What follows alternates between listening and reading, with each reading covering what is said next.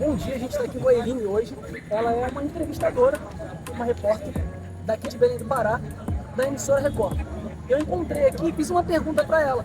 Como é o desafio de entrevistar pessoas? Você pode compartilhar com a gente aqui? É justamente isso que você falou. É sempre um desafio entrevistar pessoas. Pessoas são muito diferentes, né? Uma das outras. Então, quando a gente começa a conversar com alguém, a gente meio que nunca sabe exatamente o que é aquilo que a gente vai encontrar. Eu acho que também tudo depende muito a respeito do assunto, né? Que você quer conversar com aquela pessoa. Existem assuntos que são mais delicados, assuntos que são mais fáceis de serem abordados. Então, ali tem todo um trejeito, uma forma de conseguir chegar em alguém, conseguir fazer com que aquela pessoa se sinta de fato confortável, né? Para estar conversando não só contigo, mas estar falando em frente a uma câmera, porque para muitas pessoas uma câmera ainda é muito intimidador, o microfone é muito intimidador, não é?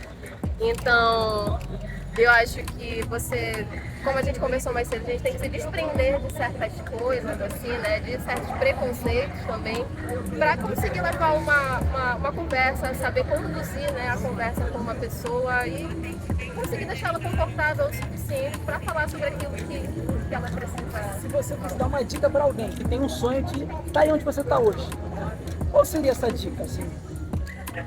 Olha, seja bastante humano, é fundamental, é ser humano. Isso que eu falei de se desfazer de certos preconceitos, certas coisas, antes de você pegar um microfone e chegar para conversar com alguém, é fundamental. Como eu falei, existem situações que são muito delicadas, né, e você precisa ser humano, chegar e abordar de uma forma delicada, sem ser invasivo, poder, sabe, conversar, entender o seu lugar como pessoa que está entrevistando, entender o lugar do outro ali, da situação que essa pessoa está, ou está passando, ou sobre o que, é que ela vai te falar. Então, eu acho que principalmente é ser humano nessa posição. Pegando uma ponte que você falou antes, eu acho que uma coisa muito importante é saber o assunto que vai ser abordado, né? Se a gente está falando de um assunto que está na atualidade, fica mais fácil. Se a gente falar algo íntimo da pessoa, algo que vai mover, como perder um ente querido, ou como falar sobre algo que mexe no emocional, já fica um pouco mais delicado.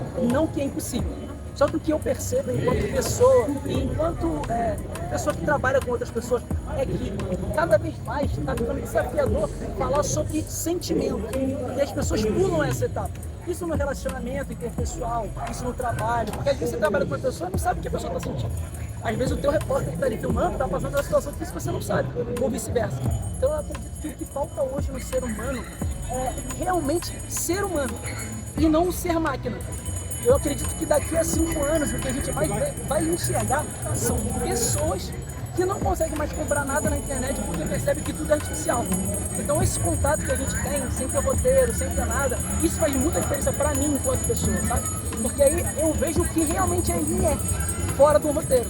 Entende isso? Exatamente, eu acho que foi um ponto muito bacana isso daí que tu realmente colocou, porque, por exemplo, agora essa conversa aqui que a gente está tendo é sem roteiro, está sendo muito natural o que tu está falando, o que eu estou falando.